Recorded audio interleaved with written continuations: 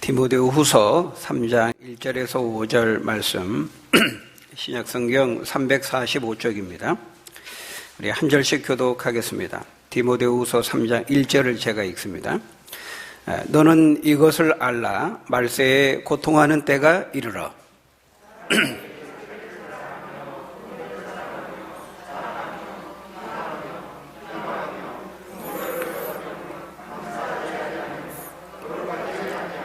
무정하며 원통함을 풀지 아니하며 모함하며 절제하지 못하며 사나우며 선한 것을 좋아하지 아니하며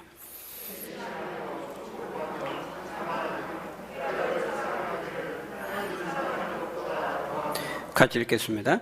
경건의 모양은 있으나 경건의 능력은 부인하니 이 같은 자들에게서 내가 돌아서라. 아멘. 오늘 우리가 읽은 이 말씀은 말세에 두드러지게 나타날 현상에 대해서 우리에게 말씀합니다. 사도 바울을 통해서 우리에게 주신 말씀이죠.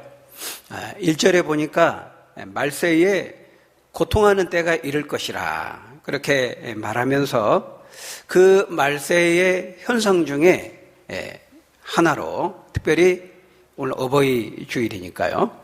뭘 말씀합니까? 거기 보니까 부모를 거역하는 일이 두드러질 것이라 이렇게 말씀합니다. 여러분 여기 이 말세라는 말은 말 그대로 말세, 세상의 끝 이런 그런 말이죠. 세상의 끝. 근데 여러분 성경은 언제가 말세냐? 언제가 세상의 끝이냐? 이 말세라는 말은 예수님의 오심과 더불어 시작되는 겁니다. 성경에서 말하는 말세는 그러니까 예수님이 이미 한번 오셨죠. 초림하셨기 때문에 이미 지금 말세는 시작된 겁니다. 우리는 지금 어디를 살고 있어요? 말세를 살고 있습니다. 크게 보면 지금 세상의 끝에 어느 지점을 지금 우리가 살고 있는 겁니다. 말세 지말 이렇게 말하면 어떤 말일까요? 그 말세 중에서도 끝이라는 거예요. 예수님이 재림하시기 바로 그 직전의 때를 우리가 말세 지말 이렇게 말합니다. 그런데 그 말세 지말, 즉 예수님이 다시 오실 날이 가까이 오면 올수록 어떻다는 거예요? 이 세상의 고통이 더욱 가중될 것을 말씀하고 있어요. 그러니까 말세로 가면 갈수록 예수님이 다시 오시는 그날로 가면 갈수록 이 고통이 여러 고통이 있을 것인데 그 고통이 더 가중될 것을 말씀하고 있는 겁니다. 그러니까 영적인 측면에서 보면 세상은 점점 또 좋아진다는 거 안 좋아진다는 거예요. 우리의 생각과는 우리의 예상과는 반대입니다. 영적인 측면에서는 더 좋아지는 것이 아니라고 말하고 있어요. 인생의 고통이 가중될 것을 말하는데 여기서의 고통이라는 것은 육신적인 고통뿐만 아니라 정신적인, 내면적인 그런 심리적인 그 모든 고통 전체를 포함하는 거죠. 네, 특별히 오늘 이제 어버이 주일이니까 그 인생의 여러 고통 중에서도 특별히 현대를 살아가는 우리 연로하신 부모님들의 고통에 대해서 우리가 좀 생각해 보려고 합니다. 여러분 노인들에게는 그 사중고가 있다 그래요. 사중고. 노인들이 겪는 4가지 고통. 그게 뭘까요? 첫째는 이제 물질의 고통입니다. 가난의 고통. 우리가 빈고 이렇게 말하죠. 우리 부모님들 1950년대, 60년대에 아주 지독한 그 경제의 난을 이기고 극복하면서 그 자식들을 양육하고 또 교육시키고 또 출가시키다 보니까 정작 이제 자신들의 노후를 관리하고 또 노후 생활을 준비할 그런 여력은 없는 것입니다. 자신들을 위해서 많이 준비하지 못한 거죠. 그러다 보니까 나이가 들고 연로해질 때 물질적인 고통을 겪는 겁니다. 물론 개인차는 있을 수 있습니다. 일반적인 측면에서 말씀을 드리는 겁니다. 그래서 이제 자식들이 자식들도 이제 먹고 살기 바쁘고 결혼하고 자녀들 양육에 바쁘다 보니까 이 부모들을 잘 못 챙기는 겁니다. 겨우 뭐 생일 때나 생신 때나 또 명절 때나 용돈 조금씩 이렇게 드리는 거, 그게 이제 고작인 거죠. 근데 그것도 드릴 때에는 또 아버님, 어머니 같이 드려야 되는데 또 어머니한테만 주로 드린다는 거예요. 왜 또 차별하는지 모르겠어요. 뭐 할아버지들은 물만 먹고 삽니까? 드리려면 같이 드려야 되는데 한쪽만 드리고, 또 한쪽이 받으면 좀 적당히 분배를 하면 되는데 또 절대 그렇게는 또 안 한다 그래요. 바로 이것이 이제 첫 번째 고통, 물질적인 고통, 빈곤입니다. 빈곤. 두 번째는 질병의 고통입니다. 병고라고 말하죠. 이제 나이가 들고 이제 몸이 노쇠해지면 이런저런 많은 질병들이 찾아오게 됩니다. 돈이 없는데 몸까지 아픈 겁니다. 그러다 보니까 이제 약값에 쪼달리다 보면은 병이 들어도 제때 치료를 받아야 되는데 자꾸 이제 미루다 보면 병을 키워서 더 많은 질병의 고통을 겪게 되는 거죠. 그 다음은 세 번째는 고독고입니다. 외로움의 고통인 것이죠. 돈 없고 아픈 사람 누가 그렇게 막 좋아하지 않죠. 그러다 보니까 노인들은 항상 외롭습니다. 뭐 경로당에도 가보고 이런저런 또 친구들 해보려고 하지만은 외롭습니다. 노인들은. 요즘은 그나마 이제 뭐 볼 곳이 많고 뭐 65세 이상은 전철은 무료라고 하니까요. 멀리까지 그거 이제 타고 안 가본데 또 가보면서 소일거리로 삼아 보지만 그럼에도 불구하고 무언지 모를 그런 인생의 외로움, 이게 특히 노인들이 갖는 고통 중에 하나라는 거예요. 이거는 남편도 메꿔줄 수 없고 아내도 메꿔줄 수 없는, 자녀들도 메꿔줄 수 없는 그 인생의 그 본질적인 외로움, 고독, 이런 게 특히 이제 나이가 많이 들어서 연로해지면 그게 더 심한 거죠. 네 번째, 무위고입니다. 무위고. 할 일이 없다는 겁니다. 돈 없고 아프고 외로우니까 이게 할 일이 없는 겁니다. 또 늙으니까 일자리도 주지 않는 거죠. 모든 인생이 그 인생의 국면마다 단계마다 어려움들이 있지만은 특별히 우리 부모님들, 연로하신 분들의 고통은 더 크다는 거예요. 그런데 오늘 우리가 읽은 이 본문을 보면은 이와 같은 인생의 그 고통이 가면 갈수록 어떻다는 겁니까? 그 고통이 줄어든다는 거예요? 늘어난다는 거예요? 늘어날 것을 말씀하는 거예요. 말세가 가까우면 가까울수록, 예수님이 오시는 날이 가까우면 가까울수록 이게 더 심해진다는 겁니다. 그러니까 지금 이 사도 바울을 통해서 기록할 시기가 지금으로부터 약 2000년 전이거든요. 1세기입니다. 1세기. 우리는 21세기를 살고 있어요. 2000년의 격차가 있는데 어떻습니까? 그러니까 사도 바울이 이 서신을 기록할 당시에도 지금 여기서 쭉 1절부터 4절까지 열거되고 있는 이런 현상들이 예수님 오심과 더불어서 이미 말씀이 시작된 거니까 이런 현상들이 그 당시에도 있었다는 거예요. 2000년 전에도 자기를 사랑하고 돈을 사랑하고 돈 좀 가지고 있으면 자랑하고, 그리고 또 부모를 거역하고 감사하지 않고 쾌락 사랑하기를 하나님 사랑하는 것보다 더하고, 이게 2000년 전에도 있었다는 거예요. 그런데 예수님이 가까이 오면 올수록, 말세를 향해 가면 갈수록 더 그 정도가 심해질 것을 말씀하고 있는 거예요. 여러분은 어떻습니까? 2000년이 지난 오늘의 시점에서 이 말씀을 보니까 어때요? 이 말씀은 그 당시 2000년 전에는 예언이었죠. 앞으로 이렇게 될 거다. 시간이 가면 갈수록. 근데 맞는 것 같습니까? 틀린 것 같습니까? 그 당시에 예언이었지만 지금 이미 이것이 실현되고 성취되고 있다는 것을 우리가 한눈에 알 수가 있는 것이죠. 우리가 이 본문에 기록된 말씀 누가 부인하겠습니까? 구구절절 오늘날의 상황과 정확히 맞아 떨어진다는 것이죠. 오늘날 우리의 사회 현상을 마치 직접 바라보면서 관찰하면서 썼다는 착각이 들 정도로 오늘 우리의 삶의 문제를 정확히 다루어 내고 있는 것을 우리가 볼 수 있는 거예요. 여러분, 오늘날 우리의 세태를 한번 보십시오.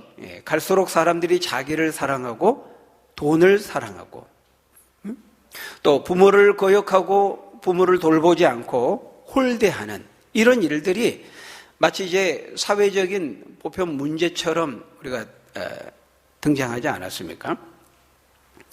그래서 우리가 이런 걸 뭐 사회보장제도, 복지 이제 이런 문제로 해결하려고 합니다. 근데 사실 그거는 정상적인 것은 아닌 거예요. 바람직한 것은 아닙니다. 사회보장제도, 복지 잘 되는 거 굉장히 이제 선진국가로 평가를 하는데요. 그러니까 이제 그나마 안 되니까 이렇게 하는 거예요. 원래는 이것이 가족 안에서 자식들이 부모를 돌보고 그렇게 원래 해결돼야 되는 건데 그렇게 안 하니까, 그렇게 못 하니까 나라가 어쩔 수 없이 그것을 하는 거예요. 그러니까 이거는 바람직한 것은 아닌 것입니다. 근데 자식들이 마땅히 해야 될 도리를 하지 않고 못 하니까 이제 나라가 어쩔 수 없이 하는 건데 또 나라가 한다고 또 세금 많이 거둔다고 또 불평합니다, 사람들은. 그러니까 이게 자식들이 당연히 해서 가족 안에서 그렇게 돼야 되는데, 부모를 공경하고 공양하고 돌보고 그렇게 안 하니까 이제 나라가 어쩔 수 없이 하는 건데 또 나라가 또 하려면 돈이 있어야 되잖아요. 또 세금 많이 걷는다고 불평하는 거예요. 이게 뭔가 정상적인 것은 아닌 거죠. 여러분, 우리가 지금으로부터 한 40년, 50년 전만 해도요, 우리나라 또 우리 사회도 그렇지 않았습니다. 오늘날과 같이 자식들이 부모를 거스르고 거역하고 홀대하고 무시하고 이런 일들이 그렇게 노골적이지 않았다는 거예요. 근데 가면 갈수록 노골화되고 있어요. 지금 한 50대, 60대 되신 분들은 잘 아실 거예요. 몇십 년 전만 해도요, 우리 사회가 노인들, 당연히 부모에 대해서 공경하고 또 돌보고 존경하고 이랬죠. 근데 우리 직접 부모가 아니어도 사회 노인들만 봐도 노인들 공경하고 그렇게 예의 범죄를 지키면서 그렇게 하는 것이 우리 사회 분위기였습니다. 근데 오늘날 점점 어떻게 돼가고 있어요? 오늘 본문에 있는 말씀을 받아들일 수밖에 없는 그런 현실이 되고 있다는 것입니다. 여러분, 지금 이 시대에는요, 더 이상 이제 옳은 것, 절대적으로 옳은 것, 보편적으로 옳은 것, 이제 그런 것이 없는 시대를 우리가 살아가고 있습니다. 더 이상 선악이나 옳고 그름이나 이제 이런 것을 인정하지 않는 시대에 우리가 살아가고 있다는 거예요. 당신 그러면 안 돼. 너 그러면 안 돼. 그렇게 못 써. 부모를 공경해야 돼. 당신 이렇게 해야 돼. 그거는 잘못된 거야. 그거는 윤리상 양심상 잘못된 거야. 이렇게 말할 수 있는 그런 기준들이 점점 더 모호해지는 그런 시대에 우리가 살아가고 있다는 거예요. 그래서 여러분들 어떻게 생각하는지 모르겠습니다. 이 보편적인 절대적인 진리라는 것이 과연 있을까요? 누구에게나 옳고 어느 시대에나 적용되는 그런 보편적인 진선미가 여러분 있다고 생각하십니까? 없다고 생각합니까? 성경은 있다고 말하는 겁니다. 보편적인 절대적인 진선미가 있다고 말하는 거예요. 절대적으로 보편적으로 누구에게나 옳은 것, 부모를 공경하는 것, 살인해서는 안 되는 것, 이런 것들이 이제 보편적인 절대적인 진리인 거죠. 성경은 오직 하나님만 섬겨야 되는 거예요. 십계명의 1계명으로 말씀하고 있습니다. 이거는 모든 시대, 모든 인종을 떠나서 모든 사람들에게 보편적이고 절대적인 진리라는 거예요. 오고 오는 시대에 동서양, 동서고금을 막론하고 보편적인 진리, 절대적인 진리를 성경은 말하고 주장하고 요구하는 거죠. 예수님 믿는다는 건 그걸 우리가 인정하는 겁니다. 근데 오늘날 사회는 그걸 인정하지 않습니다. 우리가 상대화된 시대, 상대주의 시대 이렇게 말하죠. 포스트 모던 시대. 우리 종교 영역에서는 종교다원주의 시대 이렇게 말합니다. 다원화된 사회에서 어떤 특정 종교, 기독교만이 참된 진리라 이렇게 말해서는 안 된다고 주장하는 그런 시대를 우리가 지금 살아가고 있다는 거예요. 한마디로 말하면 너 그러면 안 돼. 이렇게 성경은 말하거든요. 이거 해야 돼. 이거 안 돼. 이렇게 말하거든요. 사람들은 왜 안 되는데? 당신이 뭔데 안 된다고 그래? 이렇게 말한다는 거예요. 여러분, 간통죄도 위헌 소지가 있어서 이제 폐지되었잖아요. 그러니까 성을 사용할 결정하는 건 자기가 결정한다는 것입니다. 그러니까 쌍방이 합의하면은 된다는 거죠. 강제로 성적 관계를 맺으려고 그러면 이거는 이제 성폭행이 되는 겁니다. 근데 합의만 된다 그러면 이 사람이 결혼을 했든 안 했든 그건 중요하지 않습니다. 간통죄를 폐지한다는 건 그것을 의미하는 거예요. 버젓이 가정이 있는데 유명한 영화 감독이 가정이 있어요. 근데 여배우랑 무적절한 불륜의 관계를 맺는 거예요. 근데 몇십 년, 얼마 전만 해도요. 그러면 그런 불륜 스캔들 나면은 부끄러워했습니다. 고개를 못 들었습니다. 근데 그럼 보셨죠? 기자회견 하는데 얼마나 당당합니까? 가정이 있습니다. 이혼도 하지 않았습니다. 근데 여배우랑 둘이 나와서 기자회견 하는데 우리는 특별한 감정을 가지고 있고 우리의 사랑을 지키려고 한다. 이렇게 말하죠. 이게 어떻게 된 거야? 뭐가 맞은지 틀린지, 뭐가 옳고 그런지, 사람이 헷갈리게 되는 거예요. 그런 시대에 우리가 살아가고 있어요. 그러니까 성적인 결정을 자기가 결정한다는 겁니다. 뭐 이래야 되고 저래야 되고, 옛날에는 그런 게 있어요. 지금 그런 게 없는 거예요. 내가 결정하는 거예요. 내 성을 우리가 합의하면 한다는데 당신이 뭔데 뭐라고 그래? 왜 개입하고 간섭하고 그래? 응? 내 인생은 나의 것이기 때문에 끼어들지 마. 간섭하지 마. 이렇게 말하는 것이죠. 그러니까 이런 보편적인 진리, 절대적인 진리를 무시하고 인정하지 않으면 그 다음 수순으로 자기가 주인이 되는 이런 개인주의화된 그런 삶의 수순으로 나아갈 수밖에 없는 거예요. 그래서 오늘날 이 현대인들의 유일한 삶의 기준이 있다면 그건 딱 하나입니다. 자기 자신이죠. 자기가 기준이 되는 겁니다. 그래서 오늘 보면 그 2절에 뭐라고 말씀합니까? 자기를 사랑하며 이렇게 말하죠. 그러니까 자기가 기준이 되는 거예요. 자기가 유일한 권위가 되고 내 이익, 내 기분, 내 감정, 나의 행복 이게 가장 중요한 판단 기준이 되는 겁니다. 이 절대 기준, 최고의 기준이 되는 거죠. 그것이 나에게 얼마나 이익이 되느냐, 나의 기분을 상하게 하느냐 하지 않느냐, 내 감정을 만족해 하느냐, 나에게 행복이 되느냐 안 되느냐 이게 가장 중요한 유일한 기준이 되는 거죠.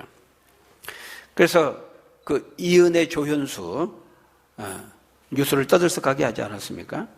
결혼했습니다.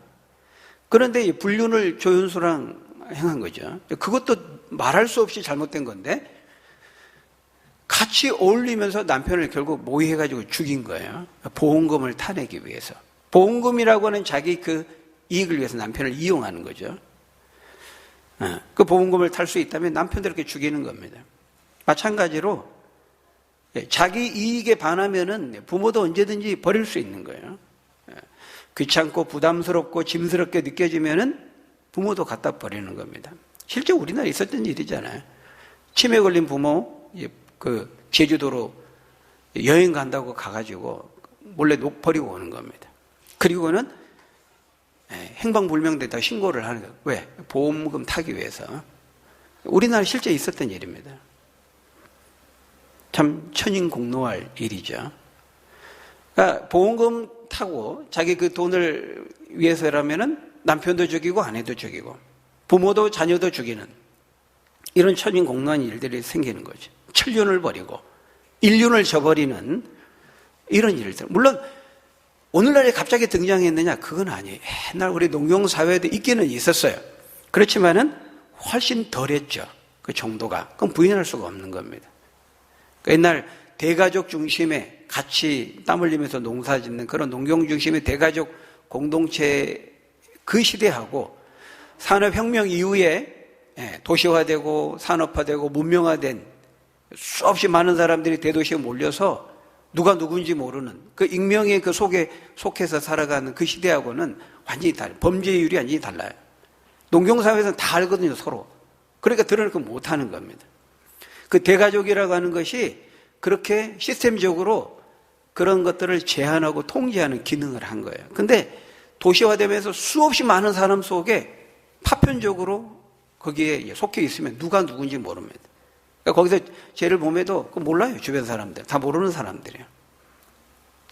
그러니까 갈수록 이런 사회가 되는 거예요. 3절은 그걸 뭐라고 말씀하냐면 무정하며 이렇게 말하고 있어요. 무정하며. 정이 없어지는 것을 말하는 거예요. 갈수록 사회가 각박해진다는 거예요.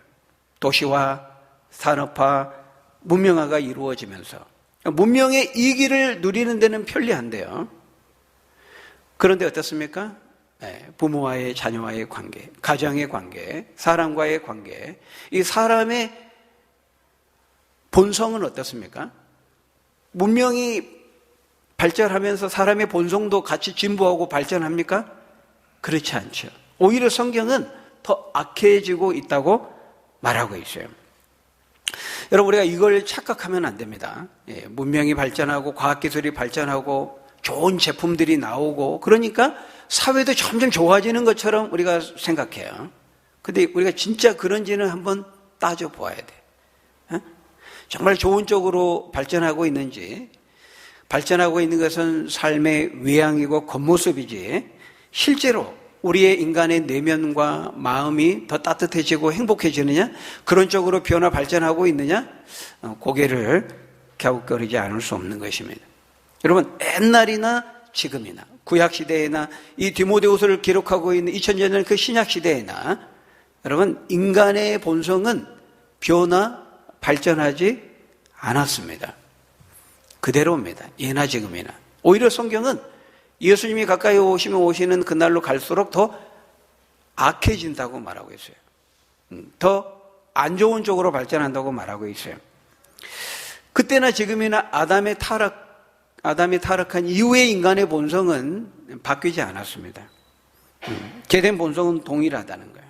인간의 모든 죄된 본성은 끊임없이 자기를 추구하고 이기적으로 흐르고 자기 중심적이라는 거예요. 노아의 이전 시대나 이후 시대나 바벨탑 시대나 소돔 고모라 시대나 그리고 그 로마가 세계를 지배하던 그 번성과 번영과 쾌락의 시대에나 그리고 2000년이 지난 오늘 우리 시대에는 다 똑같다는 거예요. 여러분, 동성애 오늘날 차별금지법 용어를 너무 잘 선점했죠. 이게 참 머리가 좋습니다. 그게 프레임인데요. 차별금지법이라는 그 용어 자체가 이미 그는 한 80% 먹고 들어간 거예요. 용어를 잘 선택하죠. 이게 프레임 전쟁인 거예요. 차별을 금지하자는데 그걸 반대하는 거는 이미 이길 수가 없는 싸움이에요. 그러니까 이거는 역차별법이다. 사실은 그렇게 말하잖아요. 근데 차별 금지, 소수자의 차별을 금지하자. 그럼 누가 반대하겠어요? 반대하는 것 자체가 이게 그 안에 있는 차별금지법이라는 단어를 쓰고 그 담고 있는 그 내용들을 자세히 보지 않으면 그 용어 자체는 아무도 부인할 수가 없는 거예요. 여러분, 이 동성애 문제가 최근 들어서 갑자기 이렇게 나온 문제가 아닙니다. 여러분, 옛날에도 있었어요. 소돔성 시대에도. 성경에 보면은 지금으로부터 아브라함 시대가 한 2100년 전은 BC 2100년으로 보니까요. 지금 우리가 AD 2000년이니까 합하면 한 4100년 정도 됩니다. 지금으로부터 약 4000년 전 소돔성 시대에도 동성애가 있었잖아요. 그리고 지금으로부터 2000년 바울 시대, 바울이 이 서신을 쓰고 있는 바울 시대에도 동성애가 있었잖아요. 로마서 1장 27절에 보면은 뭐라고 말씀합니까? 남자가 순리대로 쓸 것을 순리대로 여자 쓰기를 버리고, 우리 같이 한번 읽어볼까요? 로마서 1장 27절 시작. 그와 같이 남자들도 순리대로 여자 쓰기를 버리고 서로 향하여 음욕이 부릴 듯하며 그들의 그릇 때문에 상당한 보응을 그들 자신이 받았느니라. 여러분, 바울이 이 로마서를 쓴 때가 지금으로부터 2000년 전입니다. 여러분, 아브라함 시대 그 당시에도 동성애 있었잖아요. 이건 4000년 전입니다. 지금으로부터. 근데 이 로마서에서 바울 쓸 때 지금 2000년 전이에요. 그때도 4000년 전에도 2000년에 동성애가 있었다니까요. 예? 그때는 다 숨어서 해서 숨어서 몰래. 근데 지금은 막 드러내놓고 하잖아요. 그러니까 갑자기 지금 이 문제가 생긴 것처럼 보일 뿐이에요. 그때는 사람들이 부끄러워하고 죄로 알았단 말이에요. 근데 지금은 세상이 더 악해져가지고 그걸 보란 듯이 뭐가 문제냐? 내가 내 성을 가지고 내가 하겠다는데 뭐가 문제냐? 이렇게 되는 시대가 된 거죠. 오늘 말씀대로. 그 쾌락을 위해서라면은 점점 거룩하지 않고 하나님 두려워하지 않고 의식하지 않고 그걸 죄라고도 인정하지 않는 그런 시대라는 거예요. 여러분 오늘날에도 뭐 호주, 네덜란드, 또 캐나다, 뭐 미국도 주에 따라 좀 다르긴 합니다만은 이런 소위 선진국 같은 보이는 나라에서 대놓고 게이 축제, 레즈비언 축제 이런 걸 합니다. 그러니까 이제 우리나라도 그거 보고 이제 동성애자들이 나와가지고 또 그걸 했잖아요. 광화문에서. 여러분 처음 그거 할 때 여러분 어떻게 보셨죠? 저 뭐 하는 짓이야? 이랬단 말이에요. 너무 이상하게 봤죠. 근데 지금은 어떻습니까? 지금은 이상하게 보는 것이 이상하게 되어버렸어요. 이게 여러분 죄가 누룩처럼 퍼진다는 것은 확산되는 것은 그렇게 무서운 겁니다. 네? 아까 말한 것처럼 불륜, 간통, 바람 피는 거. 옛날에는 머리끄댕이 잠겼잖아요. 드라마 보면. 근데 지금은요. 당신이 왜 남편 관리 똑바로 못하니까 그렇지. 이게 지금 드라마에 나오잖아요. 그죠? 이렇게 시대가 바뀌는 거예요. 그럼 자꾸 그런 걸 보면 어때요? 처음에는 이상하게 여겼는데 저게 이제 정상이 되는 거예요. 그러니까 인간의 무지함이죠. 그래서 언론에 이렇게 노출되는 것이 굉장히 중요합니다. 그러니까는 한 번 이렇게 봤을 때 저 사람 거짓말 한다 이랬는데요. 계속 반복해서 내가 나는 그렇게 한 거 아니에요. 아니에요. 계속 들으면 저 사람이 저렇게 말한 거 보니까 저거 거짓말이 아닌가 보다. 이렇게 되는 거예요. 그러니까 언론에 그 노출되는 것이 그렇게 무서운 겁니다. 여러분 그 스와핑이라고 아시죠? 부부의 그 그룹으로 관계를 맺는 거예요. 파트너를 바꿔가면서. 충격적인 일이죠. 스와핑이라고 합니다. 부부 그룹들이 같이 참여했고 파트너를 서로 바꾸는 거예요. 충격적인 거죠.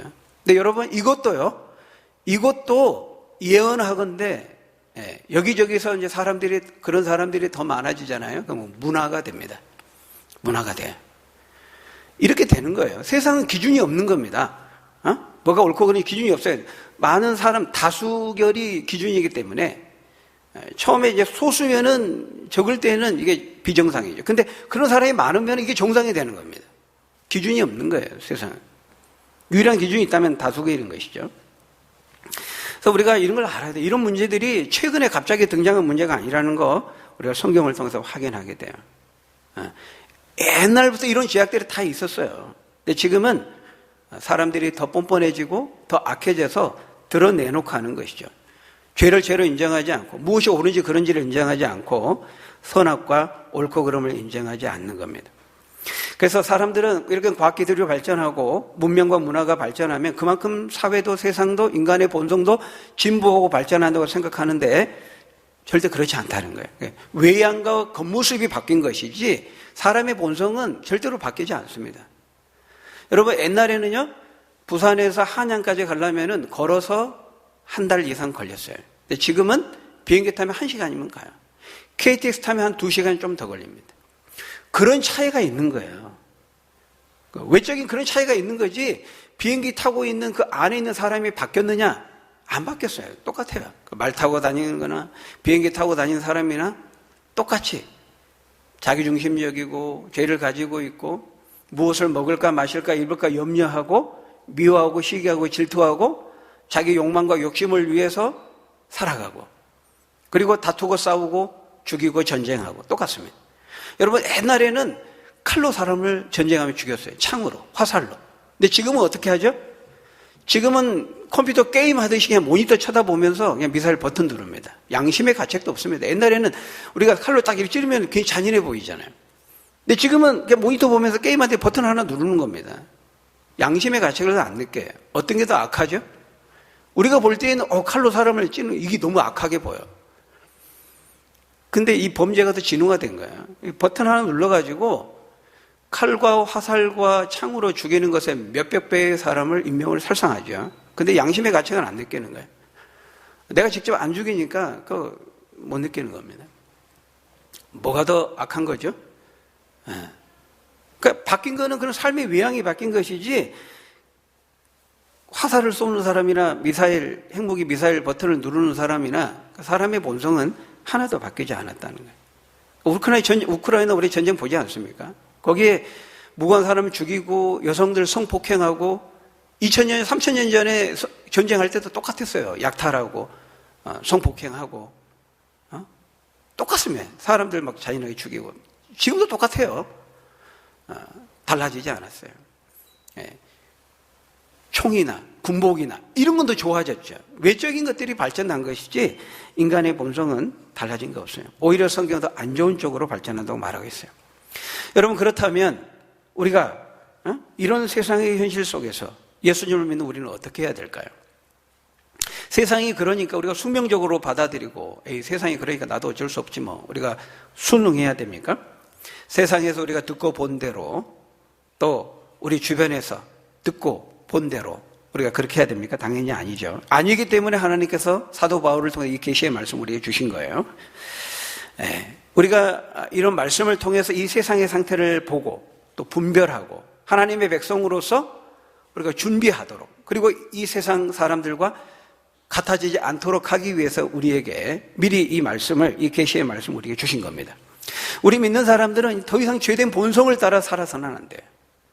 자기 사랑을 가지고 살아가면 안 돼요. 우리는 하나님 사랑을 가지고 우리가 주님으로부터 받은 사랑을 나타내며 전하면서 살아야 되는, 한마디로 세상 사람과 달라야 된다는 거죠. 그래서 오늘 보면 5절에 뭐라고 말씀합니까? 우리 5절 같이 읽을까요? 5절 시작. 경건의 모양은 있으나 경건의 능력은 부인하니 이 같은 자들에게서 내가 돌아서라. 돌아서라는 거예요. 돌아서라는 것은 이 세태를 따르지 말고 이 세대를 본받지 말라는 거예요. 여러분, 우리의 기준은 이 세상이 아닙니다. 우리는 종종 그렇게 생각할 때가 많아요. TV 드라마 보면서, 영화 보면서 그 주인공과 자신을 대입시킵니다. 아, 저 사람 저렇게 하네? 아, 그럼 저 사람에 비하면 그래, 나는 좀 낫지 않나? 아, 저 사람은 부모에 대해서 또는 시부모에 대해서 저렇게 대하네. 아, 뭐 옛날에 시월드도 있고 이런 것들을 보면서 그걸 기준으로 삼는 거예요. 그 비교하면서, 아, 저 정도 하면, 아, 그래, 나는 뭐 저거에 비하면 좀 낫네. 저 사람은 나하고 똑같네. 나는 나만 그렇게 생각하는 줄 알았는데, 아, 저 사람 저렇게 생각하구나. 괜찮은 거네. 여러분, 이 세상이 우리의 기준이 아닙니다. 드라마 보고 영화 보고 그 주인공 인물들하고 비교해 가면서 그걸 기준으로 삼고, 유명한 주인공이 그렇게 하면은, 아, 나도 그렇게 하니 그런 생각하니까 나 괜찮구나. 여러분, 그렇게 하면 안 돼요. 그런 식으로 우리가 하면 안 돼요. 그 세대를 본받는 거예요. 로마서 12장 2절에 뭐라고 말씀합니까? 우리가 한번 같이 읽어볼까요? 시작. 너희는 이 세대를 본받지 말고 하나님의 선하시고 기뻐하시고 온전하신 뜻이 무엇인지 분별하도록 하라. 이렇게 말합니다. 이 세대를 본받지 말라는 거야. 그래서 우리가 TV 드라마나 영화나 우리의 현실을 반영하는 측면이 있습니다만은, 제가 늘 말씀드리지만은 우리는 그걸 성경적인 관점에서 비판적인 안목을 가지고 봐야 돼요. 거기에 빨려 들어가면 안 돼요. 동화되는 거예요. 세상은 어느 것을 만들든지 거기에 그 세상적인 가치관을 가지고 그걸 만드는 겁니다. 제작하는 겁니다. 그래서 우리가 성경적 세경을 가지고 그걸 분별할 수 있어야 돼요. 하나님의 선하시고 기뻐하시고 온전하신 뜻이 무엇인지 분별하라 이렇게 했잖아요. 뭐가 뭔지 모르고 그냥 그걸 기준으로 삼아서는 안 된다는 거예요. 여러분, 성경을 통해서 우리에게 말씀하시는 그 뜻을 우리는 듣고 분별할 수 있어야 돼요. 근데 성경은 특별히 이 부모에 대해서 많은 말씀들을 하고 있어요. 10계명을 보더라도 5계명에서 내 부모를 공경하라 말하죠. 그러면 하나님께서 축복하셔서 땅에서 잘되고 장수하게 하리라 약속합니다. 축복에 대한 말씀도 있지만 반대로 부모를 공경하지 않고 무시하고 무관심하고 함부로 대하면 어때요? 단순히 복을 주지 않는 게 아니죠. 저주를 말씀하고 있어요. 여러분, 부모를 공경하라는 것은 단순히 부모에 대한 의무를 다하라 이런 말이 아닙니다. 부모를 사랑하라는 겁니다. 우리가 하나님을 공경하라는 말의 다른 말이 뭡니까? 내 마음과 뜻과 목숨을 다해서 내 하나님을 사랑하라는 것이듯이 부모를 공경하라는 것은 자녀로서의 의무를 다하라는 것이 아니고 그 부모를 사랑하라는 말입니다. 우리가 그 어버이 노래 있잖아요. 낳으실 적 괴로움 다 잊으시고 기르실 적 밤낮으로 애타는 마음을 가지고 진자른 마른 자리 갈아 누이시면서 우리를 키우신 분이 부모님입니다. 그 부모님의 사랑, 우리를 향한 그 부모님의 사랑에 비해서 우리가 그분들을 향한 사랑은 늘 미치지 못하죠. 늘 부족합니다. 더군다나 우리가 우리를 향한 그 부모님의 사랑을 잘 깨닫지를 못해요. 깨닫는데 너무 더뎌요. 느려요. 남자들은 대부분 군대 가면 깨닫는다 그러죠. 훈련 받다가 이제 누워서 교관이 뒤로 지침합니다. 다 뒤로 누워서 다 그때 이제 분위기 잡고 교관이 말합니다. 하늘을 봐라. 그러면서 어버이의 은혜 시작하면 이제 그 부르다가 다 옵니다. 이제 병사들이. 그때 깨닫죠. 여자들은 이제 결혼하면서 아이 낳으면서 이제 깨닫는다 그래요. 근데 그보다 더 더딘 사람은 이제 임종의 순간에 부모님 돌아가신 다음에 깨닫는 겁니다. 그러니까 우리가 깨닫는 게 너무 느려요. 또 깨닫고 나서 또 이제 그 뭐 부모님 사랑 보답한다고 하지만 그 보답할 시간이 없는 겁니다. 짧습니다. 우리 인생은 안개와 같이 바람처럼 쉬이 지나가기 때문에 또 기다려주지 않습니다. 하나님께서 우리에게 그 부모님과 함께하고 또 은혜에 대한 보답하는 그 시간과 기회를 주셨을 때 우리가 손용해야 됩니다. 나중에 후회하지 말고. 부모님 관계뿐만 아니라 모든 관계도 마찬가지죠. 부부관계, 또 우리 자녀들과의 관계, 또 우리 함께 예배드리는 교우의 관계. 우리가 지금 같이 이렇게 앉아서 예배하지만 어느 순간 우리가 또 작별의 시간이 올 수 있어요. 작별과 이별은 예고 없이 오는 겁니다. 특별히 모든 관계 속에서도 우리가 이 부모님과의 관계 함께하고 또 사랑을 나타내기에 가장 시간이 짧은 관계입니다. 우리에게 주신 이 부모님과의 관계, 서로 사랑하고 또 공경하고 섬길 수 있는 그 기회를 주셨을 때 손용하고 오늘 공경하고 섬기고 사랑할 수 있는 저희 여러분들이 다 되시기를 예수님의 이름으로 간절히 축원합니다. 우리 기도하겠습니다. 아버지 하나님, 우리가 세상이 흘러갈수록 이 세상이 더 악해지고 부모를 거역하고 무시하고 무관심하고 홀대하는 이런 세태가 될 것을 성경을 통해서 미리 예언하시고 가르쳐 주셨습니다.